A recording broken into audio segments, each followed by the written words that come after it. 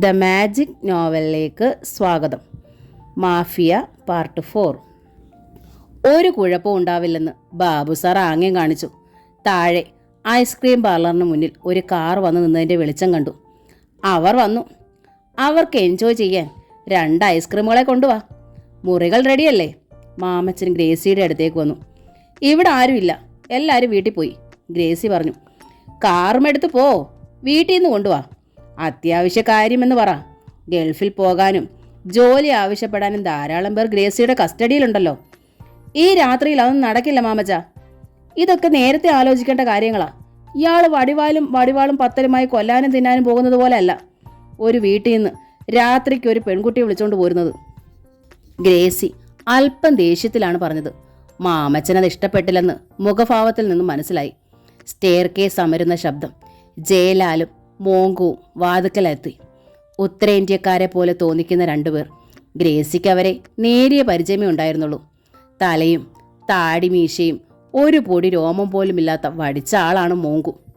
മുടി നീട്ടി പിന്നോട്ട് ചീകി ഒതുക്കിയതാണ് ജയലാൽ. ശാരീരികമായും മാനസികമായും കരുത്തന്മാരാണെന്ന് ഒറ്റ നോട്ടത്തിൽ മനസ്സിലാകും. വളരെ രഹസ്യമായിരിക്കണം. മസ്താൻ തൽക്കാലം അറിയരുത്, മോങ്കു പറഞ്ഞു. ചതി അതോ ലോകത്ത് പാടില്ലെന്ന അലിഖിത നിയമം. ചതിയില്ലാത്ത ലോകമുണ്ടോടോ? മാമച്ചൻ ചിരിച്ചു. മാമച്ചൻ അവരെ ക്ഷണിച്ചു. അയാൾ ഗ്രേസിയുടെ തോളിൽ കൈയിട്ട് ചേർത്ത് പിടിച്ചു. നീ ഉള്ളപ്പോൾ മറ്റുള്ളവരെന്തിനാ? മാമച്ചൻ അവരുടെ മുഖത്തു നോക്കി ചിരിച്ചു. അറേബ്യൻ ക്വീൻ എന്ന കപ്പലിൽ മസ്താന് 3 കോടി വില മതിക്കുന്ന ചരക്ക് വരുന്നുണ്ട്. ജയലാൽ പറഞ്ഞത് കേട്ട് മാമച്ചൻ അങ്ങോട്ട് തിരിഞ്ഞു. ബഷീറിൻ്റെ കൂടെ ഹോസ്പിറ്റലിലേക്ക് ഇടനാഴിയിലൂടെ വന്ന അനിത നടക്കുകയല്ലായിരുന്നു. ഉള്ളിലാകെ തീ കത്തിപ്പടരുന്നത് പോലെ അവൾ വിയർത്തൊഴുകി. ഒരു മുറിയുടെ വാതിൽക്കൽ റൂബി നിൽക്കുന്നത് കണ്ട് അവൾ വാതിൽ തള്ളി തുറന്ന് അകത്തേക്ക് ചെന്നു. വീർപ്പ് മുട്ടി പൊട്ടാൻ വെമ്പി നിന്ന് ഹൃദയം പെട്ടെന്ന് നിലച്ചതുപോലെ അവൾ ചലനമറ്റ് നോക്കിയിരുന്നു. ബെഡിൽ കിടക്കുന്ന അലക്സാണ്ടർ. അയാളുടെ 2 കാലുകളും പ്ലാസ്റ്റർ ഇട്ട് ഉയർത്തി വെച്ചിരിക്കുന്നു. അയാൾ അനിതയെ നോക്കി പുഞ്ചിരിച്ചു. അയാളുടെ മുഖത്തെ ക്ഷീണവും വിഷമവും അനിതയ്ക്ക് മനസ്സിലായി. സ്റ്റൂളിലിരുന്ന അന്നമ്മ തേങ്ങി. ലൗലിയും മിനിയും വിഷമത്തോടെ ഭിത്തിയിൽ ചാരി നിൽക്കുന്നുണ്ടായിരുന്നു. ഒരു മധ്യവയസ്കനും പ്രായമുള്ള 2 സ്ത്രീകളും അയൽക്കാരാണെന്ന് തോന്നി. അനിതയ്ക്ക് എന്തെങ്കിലും പറയാനോ മുന്നോട്ടൊരു ചുവട് വയ്ക്കാനോ കഴിഞ്ഞില്ല. കൊല്ലാൻ അവർക്ക് ഉദ്ദേശമില്ലായിരുന്നെന്ന് തോന്നുന്നു, അലക്സ് ക്ഷീണിച്ച സ്വരത്തിൽ പറഞ്ഞു. ഞാനിനി നടക്കരുതെന്നായിരുന്നു ആ ഒറ്റക്കണ്ണൻ്റെ ആഗ്രഹം. 2 കാലുകളും അവർ തല്ലി ഓടിച്ചു. അലക്സിൻ്റെ വിളറിയ മുഖത്ത് പുഞ്ചിരിയുണ്ടായി. വടിവാളുകളും ഇരുമ്പ് വടിയുമായി ഒരു കൂട്ടം ആളുകൾ വന്നാൽ ഒറ്റയ്ക്ക് എന്തു ചെയ്യാൻ പറ്റും? ഹൃദയം നുറങ്ങുന്നത് പോലെ തോന്നിയ അനിതയ്ക്ക് കൂടുതൽ നേരം അവിടെ നിന്നാൽ താൻ തളർന്നു വീഴുകയോ ഉച്ചത്തിൽ നിലവിളിക്കുകയോ ചെയ്യുമെന്ന് അനിതയ്ക്ക് മനസ്സിലായി. അവൾ വേഗം പുറത്തു കടന്നു. ഭിത്തിയിൽ ചാരി നിന്നപ്പോൾ കണ്ണുകൾ നിറഞ്ഞൊഴുകിയത് അറിഞ്ഞില്ല.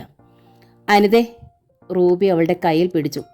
അനിതയുടെ കൈ വിറയ്ക്കുന്നത് അവൾ അറിഞ്ഞു. ഒന്നും പറയാതെ റൂബിയുടെ മുഖത്തു പോലും നോക്കാതെ അവൾ അവിടെ 4-5 നിമിഷങ്ങളോളം നിന്നു.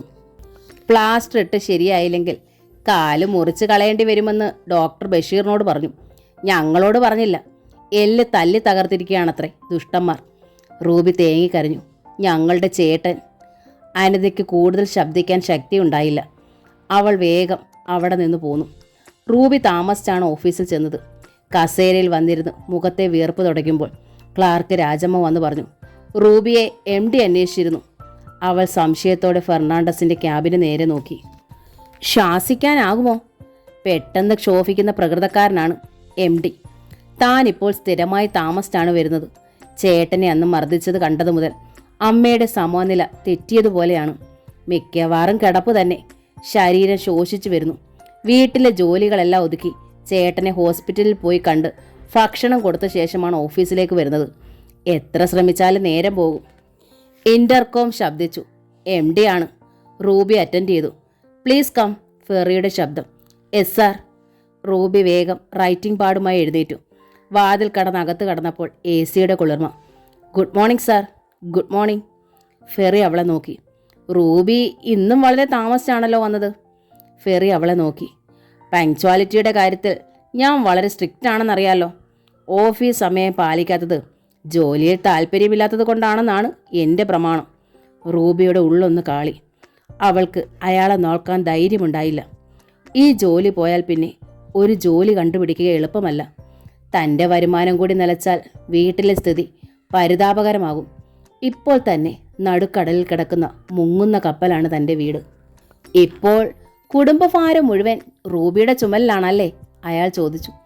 അവളൊന്നും പറഞ്ഞില്ല. കരയണമെന്ന് തോന്നിയവൾക്ക്. ചേട്ടൻ ഹോസ്പിറ്റലിലായപ്പോൾ അദ്ദേഹം ചെന്ന് കണ്ടതാണ്. ചെലവുകൾക്കായി തനിക്ക് 10,000 രൂപ അഡ്വാൻസ് തന്നു. ഇപ്പോൾ തന്നെ താൻ കടക്കാരിയാണ്. റൂബിയുടെ വിഷമം എനിക്ക് മനസ്സിലാവും. താമസിച്ച് വരുന്നത് ഞാൻ ക്ഷമിക്കാം. പക്ഷേ ജോലിയിൽ വിട്ടുവീഴ്ചയില്ല. ജോലി അന്നന്ന് തന്നെ തീർത്തിട്ടേ പോകാവൂ, ഫെർണാണ്ടസ് പറഞ്ഞു. അവളുടെ കണ്ണുകൾ നിറഞ്ഞു. ചിലപ്പോൾ കുറച്ച് താമസിക്കുമായിരിക്കും.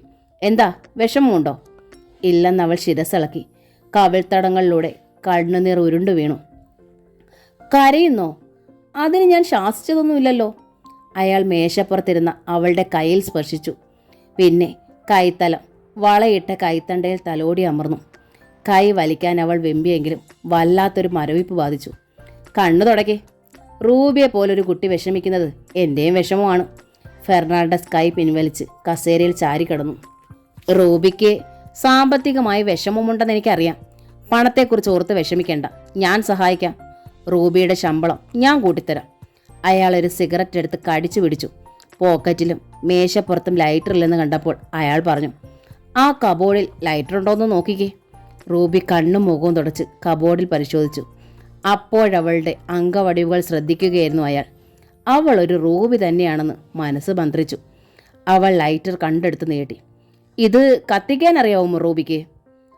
അയാൾ അവളുടെ മുഖത്തേക്ക് നോക്കി, സിഗരറ്റ് കടിച്ചു പിടിച്ചുകൊണ്ട്. അവൾ ലൈറ്റർ അമർത്തി. 3ാമത്തെ തവണയാണ് കത്തിയത്. അയാൾ മുഖം താഴ്ത്തി സിഗരറ്റ് കത്തിച്ചു. ഗുഡ്. പുകയെടുത്തുകൊണ്ട് ഫെർണാണ്ടസ് അഭിനന്ദിച്ചു. ഒരു തരം നിർവികാര ഭാവമായിരുന്നു അവൾക്ക്. ഇപ്പോൾ റൂബി സീറ്റിലേക്ക് പോകണ്ട.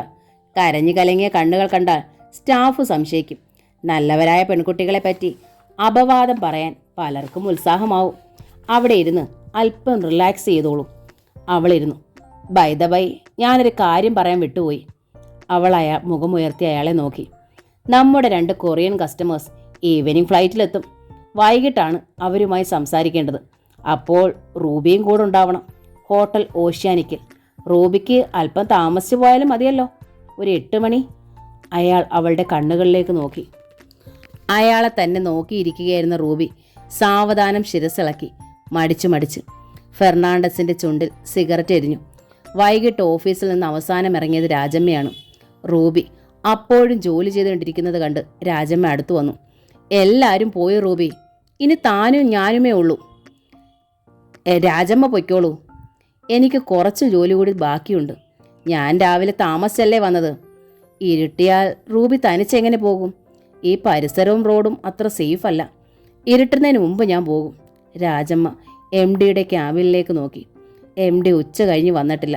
ഞാൻ കൂട്ടിരിക്കാം. വേണ്ട, രാജമ്മ പോയിക്കോളൂ. ഇനി നിന്റെ ഇഷ്ടം എന്ന രീതിയിൽ ചുമലൊന്ന് ചലിപ്പിച്ചിട്ട് രാജമ്മ ഹാൻഡ് ബാഗും എടുത്ത് പുറപ്പെട്ടു. 6 മണിയായപ്പോൾ വാച്ചർ വിളിച്ചു. MD വിളിക്കുന്നു.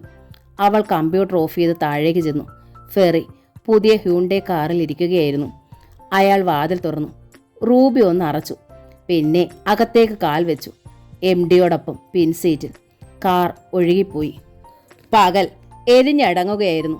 കൂറ്റൻ ഹോട്ടലിൻ്റെ കാർപ്പറ്റ് വിരിച്ച ഇടനാഴിയിലൂടെ ഫെറിയോടൊപ്പം നടക്കുമ്പോൾ ഒരു പുതിയ ലോകത്തെത്തിയ പ്രതീതിയായിരുന്നു അവൾക്ക്. ഫെറി ഒരു വാതിൽ തുറന്നു. രാജകീയമായ മുറി. 2 കൊറിയക്കാർ സോഫയിലിരുന്ന് ഇരിക്കുന്നു. മുൻപിലെ ടീപ്പോയിന്മേലെ കപ്പലിൻ്റെ മിനിയേച്ചർ. അവർക്കെതിരെ മാമച്ചൻ. റൂബി ഫെറിയെ നോക്കി.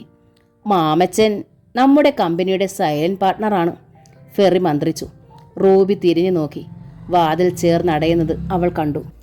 കോൺഫറൻസിനിടയിൽ റൂബി ഇടയ്ക്കിടെ വാച്ചിലേക്ക് നോക്കുന്നുണ്ടായിരുന്നു. ഓഫീസ് വിട്ട് വീട്ടിലേക്ക് പോകുന്നതല്ലാതെ താൻ മറ്റൊരിടത്തും ഇതുവരെ താമസിച്ചിട്ടില്ല. കോൺഫറൻസിൽ മാമച്ചനാണ് കൂടുതൽ സംസാരിച്ചത്. റൂബി അത് ഇംഗ്ലീഷിലാക്കി കൊറിയക്കാരെ ധരിപ്പിച്ചു.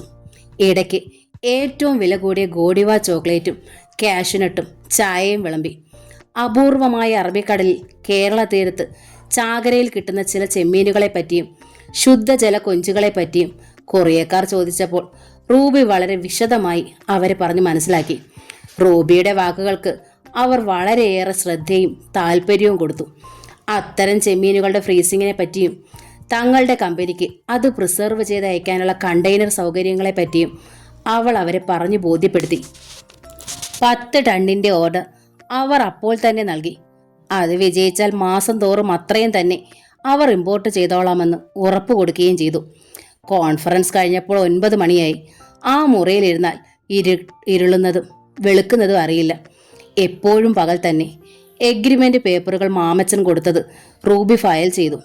കൊറിയക്കാരെ മാമച്ചൻ സൽക്കരിക്കാനായി കൊണ്ടുപോയി. Congratulations Ruby. മുറിയിൽ തനിച്ചായപ്പോൾ ഫെർണാണ്ടസ് അവളുടെ കൈ പിടിച്ചു കുലുക്കി. റൂബിയുടെ പെർഫോമൻസ് ഞാൻ പ്രതീക്ഷിച്ചാലും നന്നായി. അവൾ പുഞ്ചിരിച്ചു. ഇന്ന് നമുക്ക് കിട്ടിയ ബിസിനസിൻ്റെ മുഴുവൻ ക്രെഡിറ്റും റൂബിക്കാണ്. ഫെറി സത്യമായും സന്തോഷത്തിലാണെന്ന് അവൾക്ക് മനസ്സിലായി. എന്താ ഞാൻ റൂബിക്ക് ഒരു സമ്മാനം തരേണ്ടത്? അയാൾ ചോദിച്ചു. എനിക്കൊന്നും വേണ്ട സാർ, ഇതൊക്കെ എൻ്റെ ജോലിയല്ലേ. ഇനി എനിക്ക് വീട്ടിൽ പോകാമല്ലോ. ഫെറി കയ്യിൽ കിടന്ന ചെയിൻ ഊരി അവളുടെ നേരെ നീട്ടി. 3 പവനോളം ഉണ്ടായിരുന്നു ആ ചെറിയ തുടൽ. എനിക്ക് വേണ്ട സാർ, ഞാൻ അതിനു മാത്രം ഒന്നും ചെയ്തിട്ടില്ലല്ലോ. റൂബി വല്ലായ്മയോടെ പറഞ്ഞു. നിന്റെ ഈ വിനയമാണ് എനിക്കിഷ്ടപ്പെട്ടത്. ഫെറി അവളുടെ വലത് കരം പിടിച്ച് കൈക്കുള്ളിൽ ചെയിൻ അമർത്തി പിടിച്ചു. അവളുടെ ഉള്ളം കൈയുടെ മൃദുത്വം അയാൾ അനുഭവിച്ചു. ഇതുമാത്രമല്ല, അതിൽ എനിക്ക് കിട്ടുന്ന ലാഭത്തിൻ്റെ ഒരു വിഹിതവും റൂബിക്ക് തരും. അവൾക്ക് ആ സമ്മാനം നിരസിക്കാനോ കൈ വലിക്കാനോ കഴിഞ്ഞില്ല. റൂബിയെപ്പോലെ ബുദ്ധിമതിയായ ഒരാൾ കൂടെ ഉണ്ടെങ്കിൽ ഞാൻ കേരളത്തിലെ ഏറ്റവും വലിയ സീ ഫുഡ് എക്സ്പോർട്ടറാവും. അയാൾ അവളുടെ കണ്ണുകളിൽ നോക്കി മന്ത്രിച്ചു. എനിക്കിതുവരെ മനസ്സിനിണങ്ങിയ ഒരു പാർട്ട്ണറെ കിട്ടിയിട്ടില്ല. പണവും സൗന്ദര്യവും മാത്രമല്ല കാര്യം, മനപ്പൊരുത്തം, കണ്ണടച്ച് വിശ്വസിക്കാവുന്ന ആൾ, മെയ്ഡ് ഫോർ ഈച്ച് അതർ എന്ന പോലെ. ഫെറി സാവധാനം അവളുടെ ചുമലിൽ സ്പർശിച്ചു. പുറം കഴുത്തിൽ മൃദുവായി വിരൽ പതിഞ്ഞപ്പോൾ രോമങ്ങളൊക്കെ എഴുന്നേറ്റ് നിന്ന ഒരു തരിപ്പ് അവളെ തഴുകി കടന്നുപോയി. അയാൾ അവളുടെ ഭുജത്തിലെ മെല്ലെ തലോടി. താൻ തളർന്നു വീണു പോകുമെന്ന് അവൾക്ക് തോന്നി. റൂബി ഒന്നും കൊണ്ട് വിഷമിക്കണ്ട. എൻ്റെ പണം റൂബിയുടേത് കൂടിയാണ്. പണം നമ്മൾ ഉണ്ടാക്കും.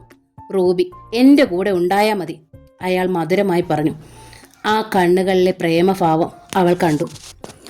അയാളുടെ കരം തഴുകി വന്ന് അവളുടെ കൈത്തലത്തിൽ അമർന്നു. ഗസ്റ്റുകൾക്ക് നമ്മളൊരു പാർട്ടി അറേഞ്ച് ചെയ്തിട്ടുണ്ട്. അതിൽ പങ്കെടുക്കണ്ടേ? റൂബി കൂടിയുള്ളത് അവർക്ക് സന്തോഷമാവും. നമുക്കുടനെ ഒരു ട്രിപ്പ് പോകേണ്ടി വരും. Korea, Singapore, Hong Kong, Tokyo.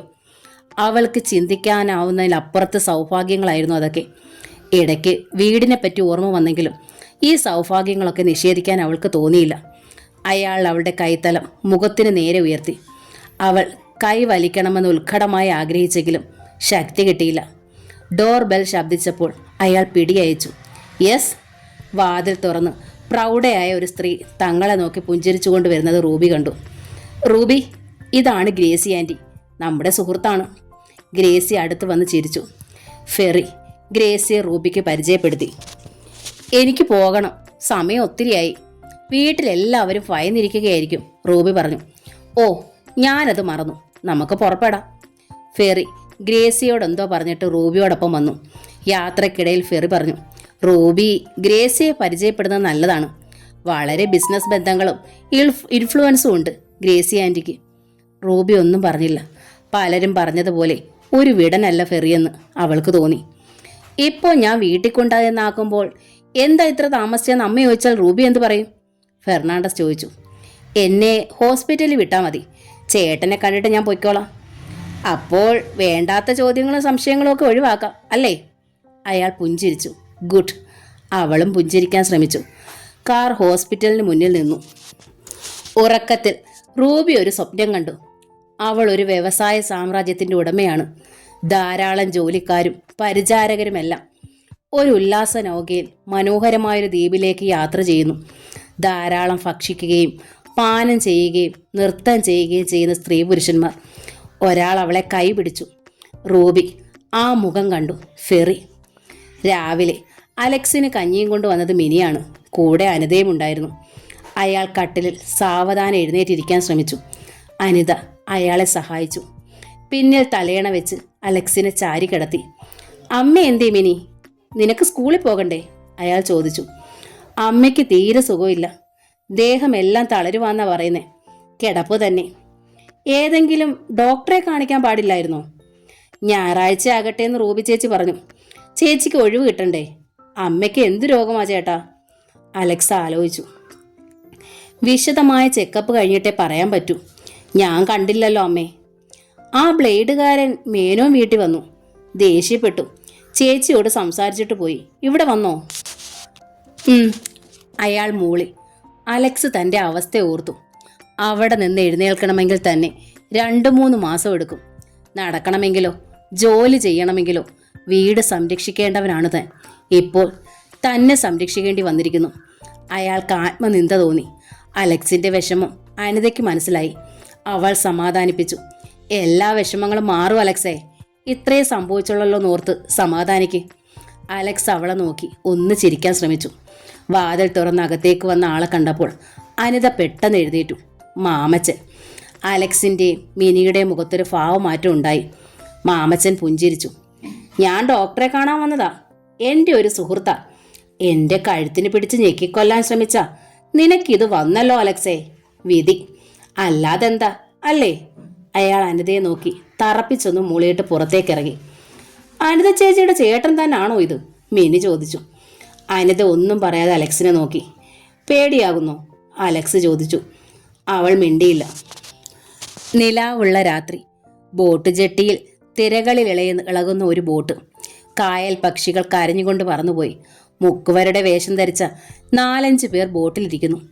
Mamachan cellular ഫോണിൽ കാതോർത്ത് നിൽക്കുന്നു. കൂടെ ജയലാലും മോങ്കുവും. മുക്കുവരുടെ വേഷത്തിലായിരുന്നു അവരും. കായലിലേക്ക് തള്ളി നിൽക്കുന്ന കോൺക്രീറ്റ് സ്ലാബിലായിരുന്നു അവർ. ജയലാലിൻ്റെ നീണ്ട മുടി കാറ്റിലിളകി. മസ്താൻ വരുന്നുണ്ട്. സെല്ലുലാർ ഫോൺ താഴ്ത്തി മാമച്ചൻ പറഞ്ഞു. ഒരു കാർ ജെട്ടിയിൽ വന്നു നിന്നു. അതിൽ നിന്ന് 2 പേരിറങ്ങി പരിസരം വീക്ഷിച്ചു. ഒരാൾ വോക്കി ടോക്കിയിലൂടെ സംസാരിച്ചു. കൊട്ടാരം പോലെ ഒരു കാർ വന്നു പിന്നിൽ നിന്നു. ബോട്ടിലുണ്ടായിരുന്നവർ എഴുന്നേറ്റു. വോക്കി ടോക്കുമായി നിന്ന ആൾ മാമച്ചനോട് ചെല്ലാൻ ആംഗ്യം കാണിച്ചു. മാമച്ചൻ മുന്നോട്ട് ചെന്നു. മുന്നിലെ കാറിൽ വന്നവർ പുതിയ കാറിനടുത്തേക്ക് ചെന്ന് ഇരുവശത്തുമായി നിന്ന് ഡോർ തുറക്കപ്പെട്ടു.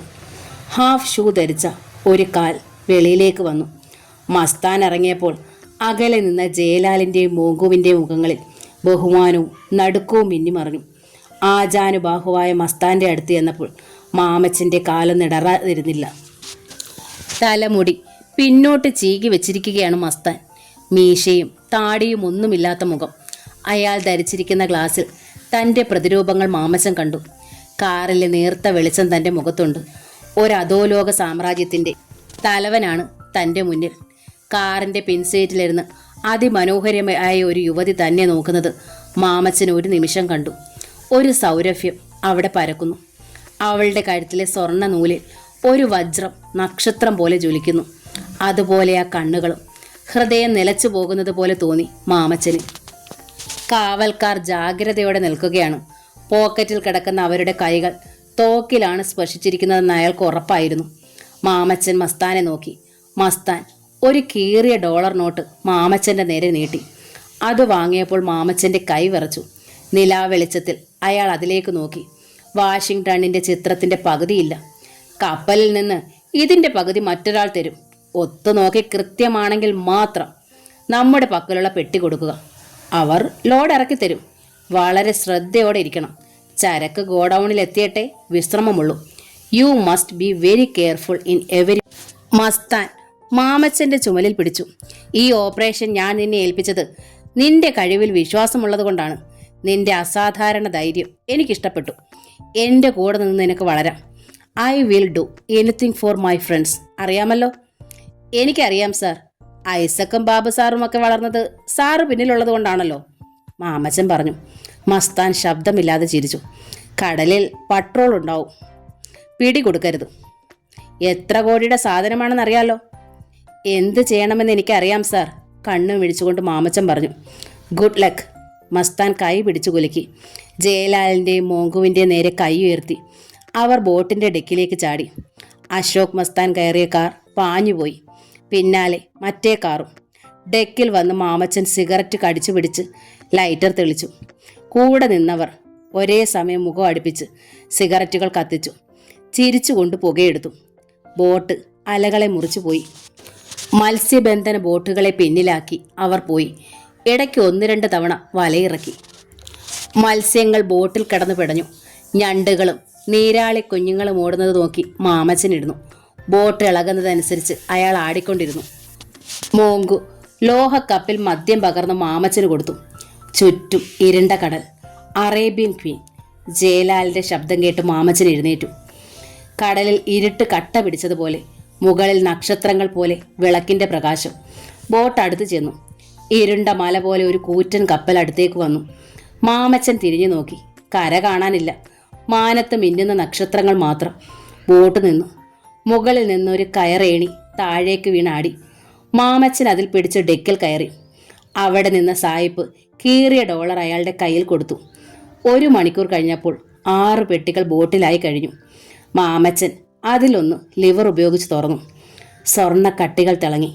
മാമച്ചൻ അത് കൈകളിൽ വാരിയെടുത്തു. എന്തു ഭാരം! ജോൺസൺ മാറ്റ്, ലണ്ടന്റെ സീൽ. അയാൾ ജയലാലിനെയും മോങ്കുവിനെയും നോക്കി. പെട്ടികൾ ചെയിൻ കൊണ്ട് ബന്ധിച്ചു. അതിനു മുകളിലേക്ക് മത്സ്യങ്ങൾ വാരിയിട്ട് ബോട്ട് പുറപ്പെട്ടു. മാമച്ചന്റെ മനസ്സ് സന്തോഷം കൊണ്ട് തുള്ളിച്ചാടുകയായിരുന്നു. മീൻപിടുത്ത ബോട്ടുകൾ കടന്നുപോയി. മാമച്ചൻ ആ സ്വർണ്ണ പെട്ടികൾക്ക് മുകളിൽ നീണ്ടു നിവർന്നു കിടന്നു. കിടന്നുകൊണ്ട് മാമച്ചൻ ജയലാലിനെയും മോങ്കുവിനെയും നോക്കി ചോദിച്ചു, ഇനി ഈ സ്വർണത്തിന്റെ ഉടമ ആരാണ്? മാമച്ചൻ. മോങ്കു പറഞ്ഞു, ഞാനല്ല, നമ്മൾ. മാമച്ചൻ എഴുന്നേറ്റ് പെട്ടിക്ക് മുകളിലേക്കിരുന്നു. ഇത്രയും നാൾ മസ്താൻ നമ്മളെ കൊണ്ട് ജോലി ചെയ്യിച്ച് തടിച്ചു കൊഴുത്തില്ലേ? ആ പല്ല് കൊഴിഞ്ഞ സിംഹത്തെ ഇനി നമ്മൾ ഭയപ്പെടണ്ട. മാമച്ച, മസ്താനെ നിസ്സാരനായി കാണരുത്. അയാളുടെ പല്ലെല്ലാം ഒന്നും കൊഴിഞ്ഞിട്ടില്ല, ജയലാൽ പറഞ്ഞു. കൊഴിഞ്ഞിട്ടില്ലെങ്കിൽ അടിച്ചു കൊഴിക്കും ഞാൻ. കടൽ തിരകളേക്കാൾ ഉച്ചത്തിൽ മാമച്ചൻ അലറി. കരുത്തന്മാരെ വെല്ലുവിളിച്ച് തോൽപ്പിക്കുന്നതാ മാമച്ചൻ ഇഷ്ടം. മസ്താൻ ഇനി ഇതിനായി കാത്തിരിക്കേണ്ടെന്ന് പറയും. ഇന്നാ. മാമച്ചൻ സെല്ലുലാർ ഫോൺ എടുത്ത് ജയലാലിന്റെ കയ്യിലിട്ട് കൊടുത്തു. ഒന്ന് സംശയിച്ച ശേഷം ജയലാൽ നമ്പർ ഡയൽ ചെയ്തു. മസ്താൻ. മറുവശത്ത് ശബ്ദം കേട്ടു. ജയലാൽ ഫോൺ മാമച്ചന്റെ കയ്യിൽ കൊടുത്തു. അയാളുടെ മറ്റേ കയ്യിൽ റിവോൾവർ ഉണ്ടായിരുന്നു. സാർ, കസ്റ്റംസ് പിടിച്ചു. സാധനം കടലിൽ തള്ളി. മറ്റു മാർഗമൊന്നുമില്ലായിരുന്നു. മാമച്ചൻ അലറി. മാമച്ച! നടുങ്ങിയ ശബ്ദം. എൻ്റെ സ്വർണം. എനിക്കെൻ്റെ ജീവനാ വലുത്. അവര് പിന്നാലെയുണ്ട്. മാമച്ചൻ റിവോൾവർ ഫോണിനടുത്ത് പിടിച്ച് വെടി പൊട്ടിച്ചു. പിന്നെ ഫോൺ ഓഫ് ചെയ്ത് വെച്ചുകൊണ്ട് പറഞ്ഞു, ഇനി മസ്താനില്ല. മാമച്ചനാണ് ഈ സാമ്രാജ്യത്തിൻ്റെ അധിപൻ. സ്വർണ്ണ പെട്ടികളിൽ കയറി നിന്ന് അയാൾ അടുത്ത് വരുന്ന കരയിലേക്ക് നോക്കി. ബോട്ട് കരയോടടുത്തപ്പോൾ മാമച്ചൻ ടോർച്ച് കരയിലേക്ക് തിരിച്ച് 3 പ്രാവശ്യം തെളിച്ചണച്ചു. കരയിൽ ഇരുട്ടിൽ കാത്തുനിന്ന ഒരു വാഹനത്തിൻ്റെ ലൈറ്റുകൾ 3 പ്രാവശ്യം തെളിഞ്ഞണഞ്ഞു. ബോട്ട് ജെട്ടിയിലേക്കടുത്തു.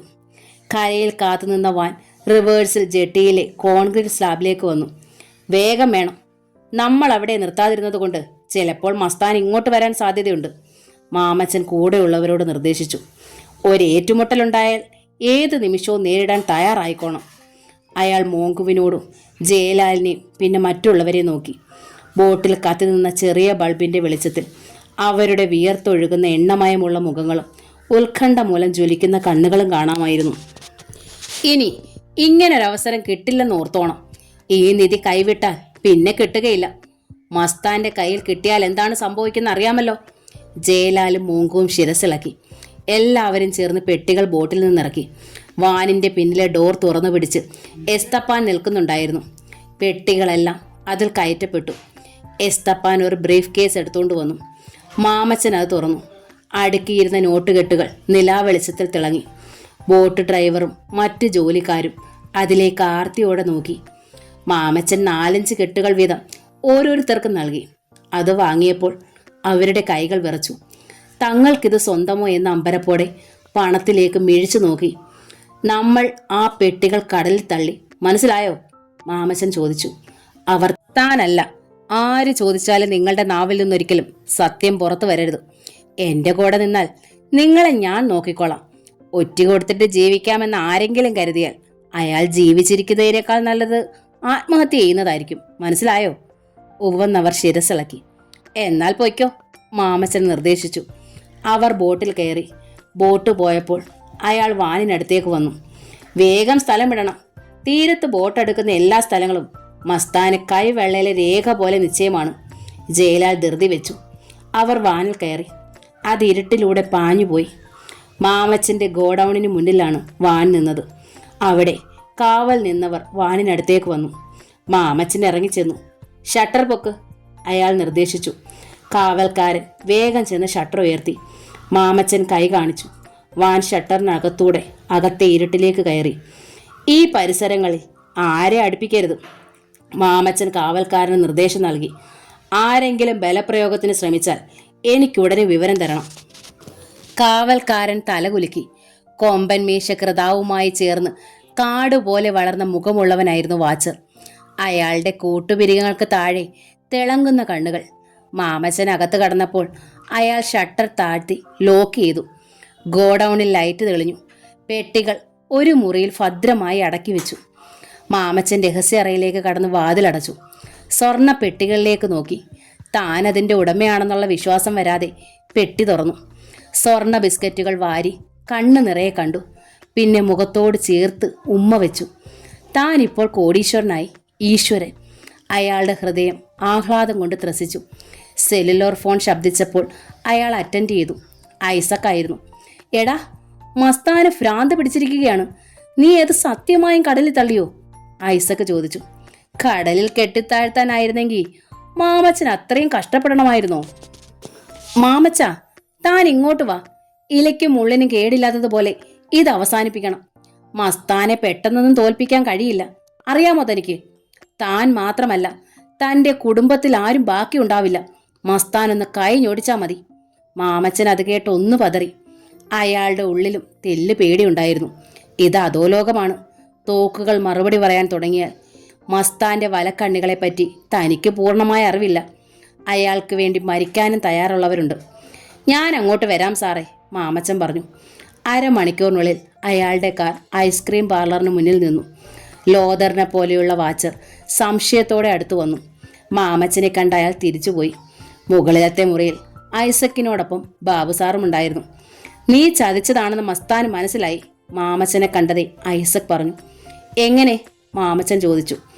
കസ്റ്റംസിൽ നിന്ന് മസ്താൻ ഇൻഫർമേഷൻ കിട്ടി. ഇന്നവർ കടലിൽ ഒരു ബോട്ടും പരിശോധിച്ചിട്ടുമില്ല. മാത്രമല്ല, പെട്രോൾ നടത്തുന്ന ഓഫീസർമാർക്ക് മാമച്ചനെ അറിയാം. എന്നെ എങ്ങനെ അറിയാം? പഴയ പോലല്ലടോ. കസ്റ്റംസ് ഡിപ്പാർട്ട്മെന്റ് വളർന്നു.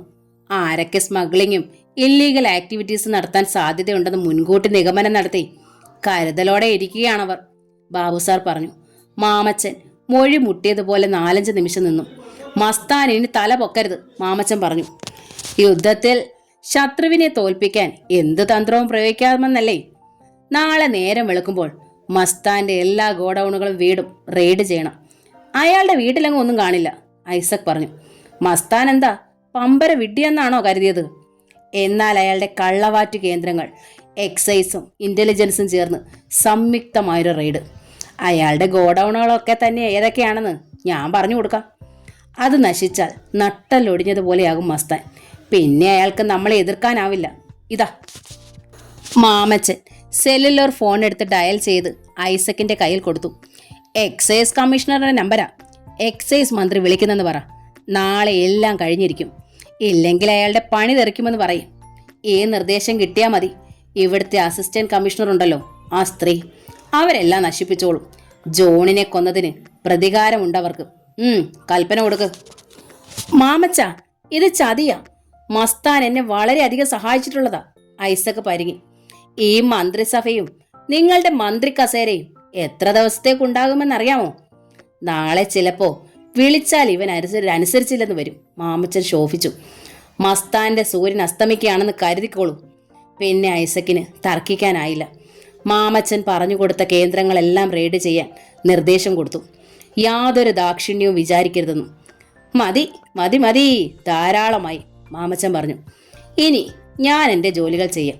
ഞാനും മസ്താനും തമ്മിൽ ഇപ്പോൾ കാണുന്നത് ശരിയല്ല. മാമച്ചൻ ധൃതിയിൽ വാതിലിനടുത്തേക്ക് ചെന്നു. പെട്ടെന്ന് വാതിൽ തള്ളി തുറന്ന് മസ്താൻ മുന്നിലേക്ക് വന്നപ്പോൾ മാമച്ചൻ നടുങ്ങിപ്പോയി. സാലാ കുത്തേ! മാമച്ചനെ കണ്ടതും മസ്താന്റെ കണ്ണുകളിൽ കനൽ കത്തി. നീ എന്നെ ചതിക്കാൻ മാത്രം വളർന്നോടാ! ഇടി വെട്ടുന്നത് പോലെ അലറിക്കൊണ്ട് മസ്താൻ മാമച്ചൻ്റെ മുഖത്തൊരടി കൊടുത്തു. മാമച്ചൻ പിന്നോട്ട് വേച്ചു വീണു. കണ്ടു നിന്ന ഐസക്കും ബാബു സാറും ഭയന്നുപോയി. ബാബു സാറിൻ്റെ താടി വിറച്ചു. മസ്താൻ ചവിട്ടാനായി മുന്നോട്ട് വന്നപ്പോൾ മാമച്ചൻ ചാടി എഴുന്നേറ്റു. അയാളുടെ കടവായിൽ നിന്ന് ചോര വാർന്നൊഴുകി. മസ്താൻ വീണ്ടും മുഷ്ടി ആഞ്ഞു വീശി. മാമച്ചൻ ആ കൈ പിടിച്ചു നിർത്തി.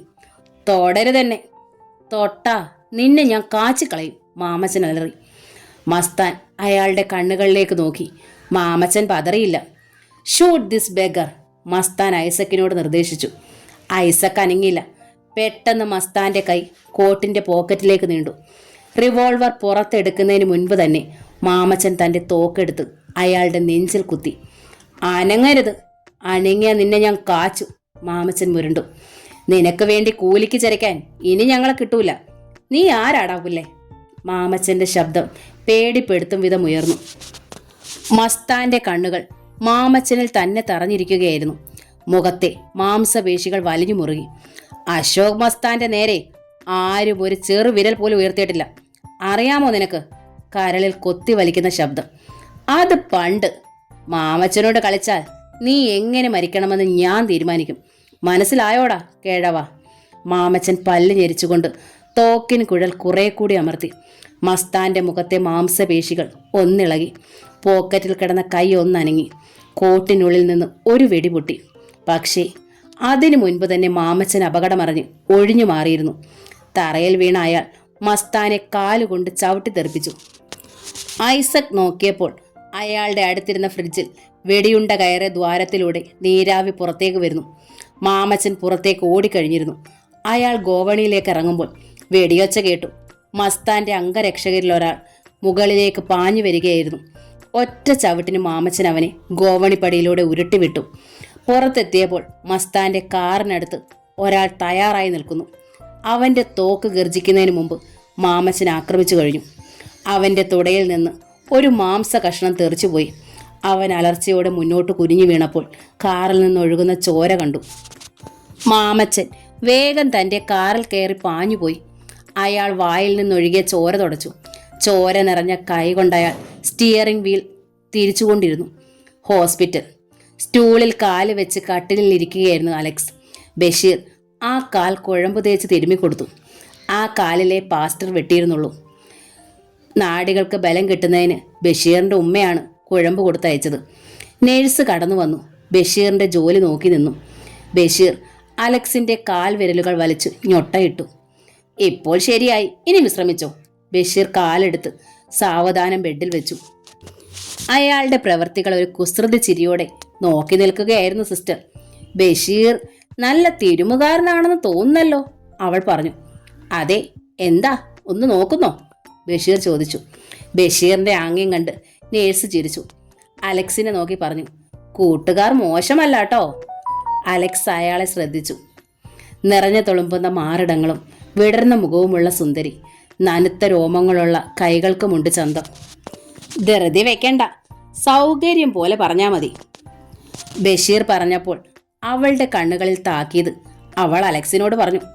ഇനി ഇടയ്ക്കിടെ നടക്കണം, വേദനിക്കാതെ സാവധാനം. ഓ, ഡോക്ടറല്ലേ, ഞാനൊന്നും പറയണ്ടല്ലോ. പക്ഷേ ഇനിയും വഴക്കുണ്ടാക്കി കാലൊടിക്കാനൊന്നും പോകണ്ടാട്ടോ. ആണുങ്ങളായ ചിലപ്പോൾ വഴക്കുണ്ടാക്കും, കാലും കൈയും ഒടിയും. എന്നാലല്ലേ നിങ്ങളെപ്പോലുള്ളവരുടെ അടുത്ത് വന്ന് ചികിത്സിക്കാൻ പറ്റൂ, ബഷീർ പറഞ്ഞു. കുറച്ച് കുറുമ്പ് കൂടുന്നുണ്ട്. അവൾ ബഷീറിനെ ഒന്ന് നോക്കിയിട്ട് പുറത്ത് കടന്ന് വാതിലടച്ചു. ഏതാടാ, കൊത്തിയിരിക്കുവാണല്ലോ, അലക്സ് ചോദിച്ചു. ഇവിടെ വരുന്നതിന് എന്തെങ്കിലും മുതൽ വേണ്ടേ, ബഷീർ ചിരിച്ചു. എന്താ പേര്? ലൈല. കൊള്ളാമല്ലോ, വിടണ്ട. നീ അവൾക്കാണോ അവൾ നിനക്കാണോ ചൂണ്ടയിട്ടത്? രണ്ടുപേരും. ഇപ്പോൾ ഒരു രസമാടാ. പ്രേമത്തിന് ഇത്രയും മധുരം ഉണ്ടെന്ന് നീ എന്താ പറയാതിരുന്നത്? വെറുതെ അല്ല, മാമച്ചൻ കൊല്ലുമെന്ന് ഭീഷണിപ്പെടുത്തിയിട്ടും അനിത നിന്റെ അടുത്ത് വരുന്നത്. പ്രേമം കണ്ടുപിടിച്ചത് ആരാടാ? ബഷീർ ആഹ്ലാദവാനാണെന്ന് അലക്സിന് മനസ്സിലായി. വൈകിട്ട് അനിത വന്നു. അലക്സിനെ ഗാർഡനിൽ കൊണ്ടുപോയി സാവധാനം കൈ പിടിച്ച് നടത്തിച്ചു. സ്റ്റാഫ് റൂമിൻ്റെ ജനലിലൂടെ ലൈല നോക്കുന്നത് അയാൾ കണ്ടു. കാല് വേദനിക്കാൻ തുടങ്ങിയപ്പോൾ അയാൾ സിമെൻറ്റ് ബെഞ്ചിലിരുന്നു. ഞാൻ അലക്സിൻ്റെ വീട്ടിൽ പോയിരുന്നു. അമ്മയുടെ ഒരു വശം തളർന്നിരിക്കുക, അനിത പറഞ്ഞു. അലക്സിനെ കാണാൻ വരാൻ പറ്റാത്തതിൽ അമ്മയ്ക്ക് വിഷമമുണ്ട്. എൻ്റെ കയ്യിൽ പിടിച്ചു കരഞ്ഞു. അനിതയുടെ മുഖത്തെ വിഷമം അയാൾ കണ്ടു. ആദ്യം ഞാൻ, ഇപ്പോൾ അമ്മ. എല്ലാവർക്കും വേണ്ടി കഷ്ടപ്പെടുന്നത് റൂബിയാണ്. അലക്സ് ചുവന്ന ആകാശത്തിലേക്ക് നോക്കി മന്ത്രിച്ചു. അവൾക്ക് ആ ജോലി കൂടി ഇല്ലായിരുന്നെങ്കിൽ എന്ത് ചെയ്തേനെ? അനിത ഒന്നും പറഞ്ഞില്ല. ഓരോ നിമിഷവും മാമച്ചനോടുള്ള അമർഷം അവളിൽ വളരുകയായിരുന്നു. 2 ആഴ്ച കഴിഞ്ഞപ്പോൾ അലക്സിനെ ഡിസ്ചാർജ് ചെയ്തു. മകനെ കണ്ടപ്പോൾ അമ്മ കൈകൾ കൂട്ടിപ്പിടിച്ചു നിശബ്ദമായി കരഞ്ഞു. അലക്സിന്റെ ഉള്ളം തേങ്ങി. ഡോക്ടറുടെ അമ്മയാണ്. പപ്പയുണ്ടായിരുന്നെങ്കിൽ ഒരു നിമിഷം പോലും അമ്മയെ ഇങ്ങനെ കിടത്തുമായിരുന്നില്ല. ഏത് വലിയ ഹോസ്പിറ്റലിലും കൊണ്ടുപോയി ചികിത്സിക്കുമായിരുന്നു. ബഷീർ അയാളെ തോളിൽ പിടിച്ച് നടക്കാൻ കൊണ്ടുപോകും. ഒരു ദിവസം പാർക്കിൽ കൊണ്ടുപോയി സ്വൈരസല്ലാപം നടത്തുന്നവർ. എത്രയെത്ര സ്വപ്നങ്ങളായിരിക്കും അവർ നെയ്തു കൂട്ടുന്നത്. പരിചയമുള്ളൊരു ചിരി കേട്ട് അലക്സ് തിരിഞ്ഞു നോക്കി. സിരകൾ കെട്ടുപിണഞ്ഞു പൊട്ടിയതുപോലൊരു നടുക്കം. പൂത്ത ബോഗേൻ വില്ലയുടെ മറവിൽ ഒരു ചെറുപ്പക്കാരൻ്റെ കരവലയത്തിൽ റൂബി. ശക്തമല്ലാത്ത അവളുടെ എതിർപ്പിനെ തോൽപ്പിച്ച് അയാൾ അവളെ ചുംബിക്കുന്നു. അലക്സിന്റെ സിരകളിൽ തീ പറന്നു. മാഫിയ എന്ന നോവലിൻ്റെ ഈ ഭാഗം ഇവിടെ പൂർണ്ണമാവുകയാണ്. ഈ നോവൽ നിങ്ങൾക്ക് ഇഷ്ടമായെങ്കിൽ പ്ലീസ് ഒന്ന് ലൈക്ക് ചെയ്ത് ഷെയർ ചെയ്ത് സബ്സ്ക്രൈബ് ചെയ്യണേ. Thank you.